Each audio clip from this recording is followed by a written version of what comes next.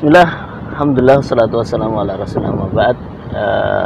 Kita sore ini bersama para teman-teman dan Ustadz Bagas. Gimana Ustadz Bagas, sehat Ustadz? Alhamdulillah. Alhamdulillah, Masya Allah.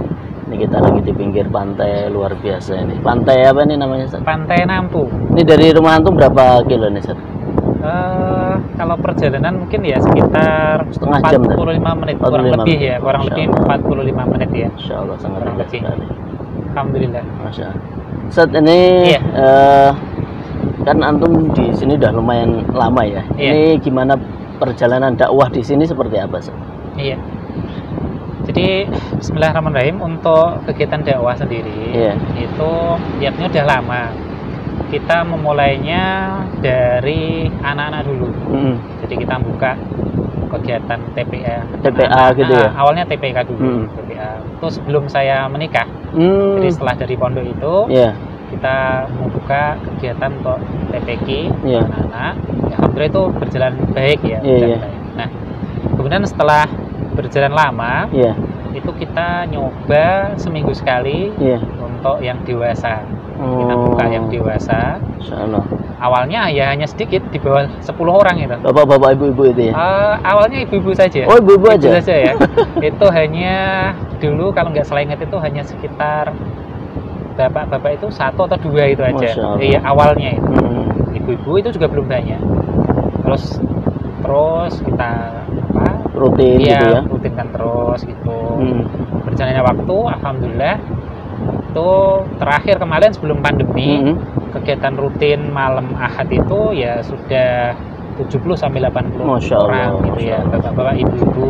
Iya. Ada juga yang dari luar dusun juga, luar dusun. Jadi luar tempat situ Iya, ya? luar situ ada. Kan kita buat grup juga, kita share ini gitu. Terus kita juga kerjasama dengan bidang dakwah Al-Ukhuwah. Oh, Masya Allah. Iya. Jadi kita programkan itu setiap malam Ahad pertama itu dari Ukhuwah. Oh, Jadi yang isi. Ustadz dari Al-Ukhuwah itu datang setiap malam Ahad pertama. Nah, malam Ahad kedua dan sampai seterusnya saya yang isi. Oh, Masya Jadi Allah. yang malam Ahad pertama itu kita istilahkan pengajian akbarnya. Oh, gitu ya? Jadi memang banyak ada ada beberapa jamaah juga yang dari luar. Jadi ada beberapa ustadz yang ngisi di masjid. Iya, iya, Dan alhamdulillah juga akhirnya menyebar ke dusun yang lainnya. Jadi ada yang siang, ada yang Rebu siang, kita ngisi itu di rumah warga gitu. Ada juga yang malam Jumat ada, kemudian ada yang daerah lain itu di malam Sabtu. Masya Allah. Ada beberapa. Jadi udah lumayan padat ya ini jadwalnya, alhamdulillah. Gitu. Padahal yang dari mulainya pertamanya TPA itu, TPA ya, awalnya kemudian TPA. berkembang dengan kajian-kajian. Masya Allah. Terus menginjak juga akhirnya untuk menarik simpati dari masyarakat, perhatian dari masyarakat itu, kita membuka program yang namanya PAUD. Oh, PAUD. PAUD itu, kalau PAUD kan pendidikan anak usia dini pakai D ya. Itu kita membuat yang namanya PAUD pakai T. Jadi pendidikan Al-Quran usia tua. Oh, ini baru ini. PAUD ya. Iya. Pendidikan Al-Quran usia tua. Masya Allah. Ini kayaknya baru satu di Indonesia ini. Masya Allah. Ya, kita buat seperti itu. Alhamdulillah antusias banyak itu ya. Jadi Masya Allah itu termasuk dari warga yang kita datang tadi, dari tempat Pak Sukat tadi ya. Itu ada usia 62 tahun. Masya Allah. Jalan kaki ya. Belajar Al-Quran itu ya. Itu dari nol dia nggak bisa. Berarti belajar Iqra dulu itu. Kita menggunakan metode Thaqifah. Masya Allah. Bahkan yang lebih ringkas ya, lebih ringkas, tidak nggak sampai terlalu panjang gitu ya. Jilidnya nggak terlalu banyak itu. Kita mulai ya, alhamdulillah itu menggembirakan hasilnya. Dari Masya Allah. tidak tahu sama sekali huruf Al-Quran, tidak tahu huruf hijaiyah, sampai bisa, alhamdulillah bisa membaca Al-Quran dengan lancar. Walaupun ya namanya tua, udah 62 tahun, susah mengepaskan dari makhrajul huruf tadi itu masih ada beberapa perbaikan.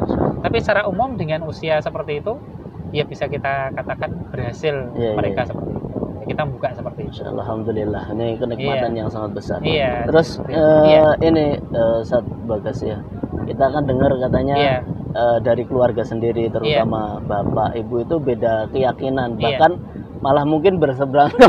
Antum dai mengajak kepada untuk Islam ngaji dan itu kemudian bapak berseberangan malah mengajak yang itu. Gimana kisahnya gitu loh? Awal mulanya kok bisa seperti itu? Emang dari lahir seperti itu atau ada kisahnya itu? Iya. Jadi baik gini Ustaz. Untuk keluarga itu sebenarnya latar belakang keluarga orang tua itu Islam. Ya. Oh gitu. Latar belakang asalnya. Dari ibu itu Muslim semua. Dari ibu itu anak ketiga. Anak ketiga, adik-adiknya, kakaknya semua Muslim. Semua Muslim Muslimah. Kemudian kalau ayah itu saudara-saudara yang lainnya itu juga sebenarnya Muslim. Cuma memang kakak ipar ayah saya, kakak ipar ayah saya itu Kristen awalnya. Tapi waktu itu juga ayah belum masuk Kristen.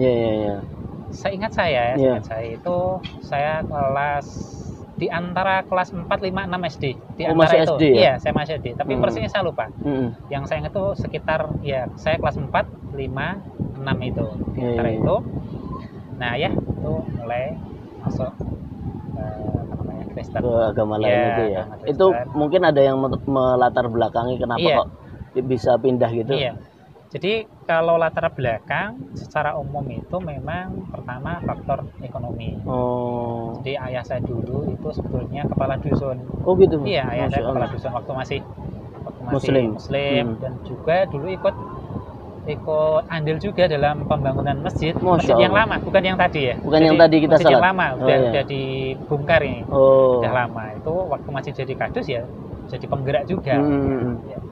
Nah, jadi yang menjadi latar belakang pokok itu masalah ekonomi. Ya. Jadi Bapak hanya seorang kadus, tidak ada penghasilan lain, tani pun juga tidak seberapa hasilnya. Kemudian juga faktor keluarga, faktor keluarga ada juga yang mempengaruhi faktor keluarga. Maksudnya ini kan semua anak-anak dari nenek saya itu kan sudah pergi, sudah mentas itu ya.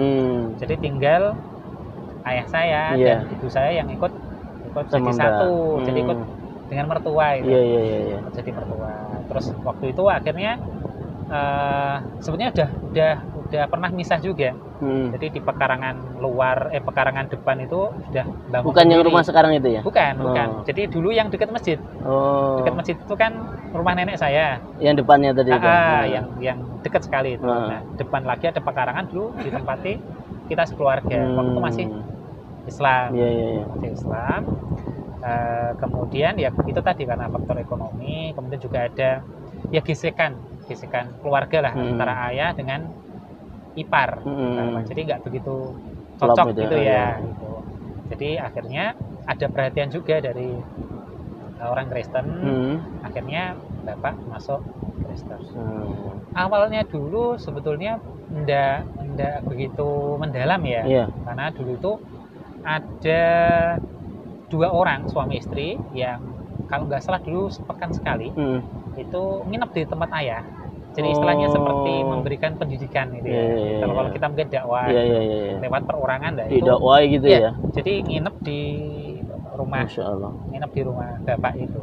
Nanti pulang, nanti beberapa waktu datang lagi gitu. Sehingga sampai mendalam seperti itu. Awalnya memang bapak biasa saja gitu. Nah setelah lama sampai akhirnya itu berlanjut. Maksudnya bapak Kristennya masih biasa itu berlanjut sampai sekitar saya lulus SMP. Nah, saya lulus SMP itu bapak kenal dengan seorang pendeta yang juga terkenal juga berpengaruh juga pendeta itu, yang sekarang udah meninggal, yang tinggal di Semarang. Nah, bapak pendeta itu memiliki lembaga pendidikan. Jadi selain beliau itu juga penceramah, jadi mengisi di berbagai tempat itu, dia juga memiliki lembaga yang beliau bina itu. Nah, kemudian ayah ditempatkan di situ. Jadi dididik di situ selama berapa tahun saya lupa itu. Dididik di situ. Iya, di situ. Jadi pengkaderan itu ya. Pengkaderan. ya di asrama kan di situ. Kayak mondok gitu Iya, betul. Kalau kita seperti mondok gitu. Jadi selama beberapa tahun di situ di Semarang gitu ya. Kemudian setelah itu ayah pulang. Nah, waktu itu ibu belum berpindah keyakinan ya. Iya, jadi ibu masih Islam. Jadi ketika ayah masuk agama Kristen, ibu itu masih Islam. Masya Allah. Nah, setelah ayah di kampung tinggal, nah itu kan tinggalnya juga masih masih gabung ikut dengan keluarga, jadi ikut dengan mertua gitu. Mertua setelah sekian lama, nah akhirnya juga muncul ayah yang mungkin melakukan pendekatan, kita menyebarkan agama Kristen. Akhirnya beberapa orang masuk Kristen, ya termasuk tadi yang telah kita datang tadi itu, semuanya yang kita datang itu ya termasuk dulunya jamaah dari bapak saya. Nah setelah berapa tahun itu baru ibu ikut ayah. Akhirnya kan waktu itu saya anak tunggal ya, anak satu ya. Terus setelah itu lahir adik yang kedua laki-laki. Oh berarti yang adik-adik antum itu lahir setelah bapak sudah pindah agama ya? Setelah bapak pindah agama. Oh pantesan makanya adik-adik ikut bapak semua. Iya, jadi adik saya yang nomor 2 laki-laki itu ikut ayah, sama yang perempuan juga. Perempuan yang ketiga. Masya Allah. Jadi cuman antum aja yang. Iya seperti itu ya. Insya Allah. Emang waktu itu bapak nggak ngajak atau gimana kalau ke antum? Kalau secara terang-terangan enggak, secara terang-terangan. Tapi kalau secara ya kiasan, istilahnya secara halus, baik itu dari ayah ataupun dari atasan ayah pernah ya. Walaupun nggak secara tegas itu ya pernah. Masya Allah. Mudah-mudahan semuanya mendapat hidayah ya. Amin ya. Bapak, ibu, kemudian adik-adik semuanya. Iya, amin. Nah, terus yang uniknya antum kok bisa ke pondok itu gimana gitu loh. Padahal kan bapak, ibu, keluarga kan seperti itu. Kok bisa nyasar ke pondok itu? Jadi gini, alhamdulillah ini juga saya juga di sini melalui kesempatan ini mengucapkan terima kasih ya kepada sahabat saya itu Ustadz Mufleh. Masya Allah. Ya, itu perantara beliau. Masya Allah. Jadi sebetulnya sebelum saya ke Ukhuwah itu kita sudah kenal dekat dengan beliau, dengan Ustadz Mufleh itu. Karena kita dulu kenal sama-sama di yayasan, namanya Yayasan Al-Uswah di Wonogiri. Itu yayasan yang itu berupa pondok pesantren Hidayatullah. Mungkin pernah tahu ya, pondok pesantren Hidayatullah ada beberapa cabang banyak di seluruh Indonesia. Nah kita dulu di situ bareng-bareng ketemu gitu ya. Itu Ustadz Muflehnya belum masuk pondok juga? Belum masih sekolah. Ustadz Mufleh itu masih sekolah STM. Masya Allah. Jadi masih sekolah STM. Kursi di situ ya. Nah terus ya kita kan udah kenal baik. Nah setelah itu kan akhirnya keluar, saya juga keluar, Ustadz Mufleh keluar juga gini. Nah suatu saat saya itu berkunjung ke Wonogiri, ke yayasan itu lagi. Nah, alhamdulillah ketemu dengan beliau lagi. Ketemu setelah lama ketemu.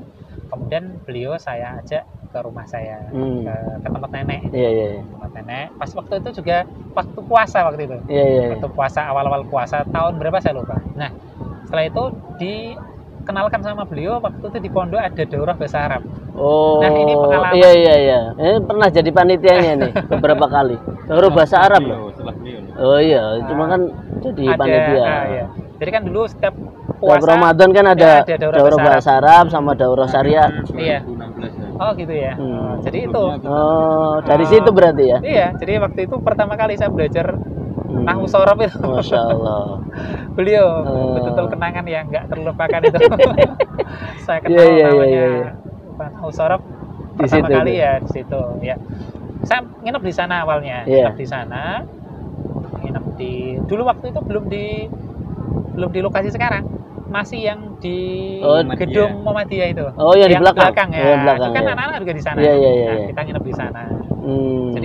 Jadi satu malam Ustadz Mufleh nginep di tempat nenek, dan paginya saya ikut ke Sukoharjo. Berangkat bareng. Berangkat bareng. Masya Allah. Nah, sejak ke situ ikut dorong sampai selesai, sempat juga ikut ini ikut iktikaf juga gitu. Nah setelah itu pulang, terus ada kan pendaftaran angkatan pertama Masya Allah. Ya, kan termasuk beliau alumni senior kita. Ustadz Muflih kan juga angkatan pertama. Iya, beliau kan sebenarnya udah di situ. Iya, iya. Jadi sebelum adanya Ida Duat, Ustadz Muflih udah ikut sudah bantu di yang gedung lama itu. Iya, iya, iya. Yang gedung lama itu anak-anak. Nah, kemudian kita ikut di situ. Kemudian ada pendaftaran. Antum ikut daftar. Nah, itu jadi awal mula saya kenal ukhuwah dari beliau, dari Ustadz Muflih itu. Masya Allah. Masa sepuh itu. Tapi nah, itu ya. Kan Bapak Ibu tahu kalau iya. antum mondok gitu. Iya. Tanggapannya gimana? Secara enggak apa-apa itu. Enggak apa-apa. Ya. Jadi dengan saya mondok itu enggak apa-apa juga, enggak apa-apa juga. Walaupun dulu awal-awal ya, awal-awal saya mendalami agama itu Bapak itu kalau bepergian dengan saya itu agak kurang nyaman gitu ya. Jadi kan mungkin dengan penampilan beda, saya ya? mungkin berjenggot atau apa gitu, mungkin pakai baju koko itu ketika mungkin bepergian nanti ketemu dengan teman-teman beliau malu gitu Mas. Anaknya kok malah kayak gini gitu kan. Gitu, ya. Tapi lambat laun akhirnya udah biasa. Akhirnya saya juga kenal. Ketika kan nanti pendeta lain teman Bapak itu kan juga berkunjung ke rumah Bapak, atau yang lebih senior lagi tamu dari Jakarta, dari Solo itu, mereka kan kenal, jadi sudah biasa. Memang hubungannya secara umum baik ya, sama Bapak Ibu, ya, alhamdulillah. Baik, sama adik-adik juga alhamdulillah. Insya Allah ini kisah yang sangat langka sekali kita dapatkan. Makanya antum sebagai ustadz yang mengajak berdakwah, kemudian Bapak berseberangan, tapi bisa, masya Allah, bisa baik hubungannya, bisa rukun. Ya mudah-mudahan ini bisa menjadi jalan hidayah untuk keluarga. Hadahumullah, mudah-mudahan Allah suatu saat ya, cepat atau lambat mudah-mudahan. Amin.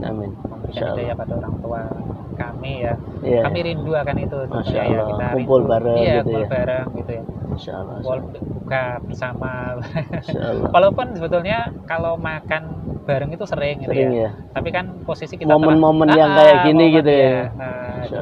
Mudah-mudahan Allah SWT amin ya, kedepannya mudah-mudahan bisa ikut seperti yang tadi kita kunjungi bapak-bapak. Seneng gitu ya. Iya, seperti itu, mudah-mudahan juga nanti seperti itu. Amin. Syukran, jazakallah khairan Ustaz Bagas atas cerita inspirasinya yang luar biasa ini. Ya, mohon doa dari antum semuanya. Mudah-mudahan ayah saya dan yang semisal dengan saya lainnya juga. Amin. Dapat hidayah. Ya, sekian. Assalamualaikum warahmatullahi wabarakatuh.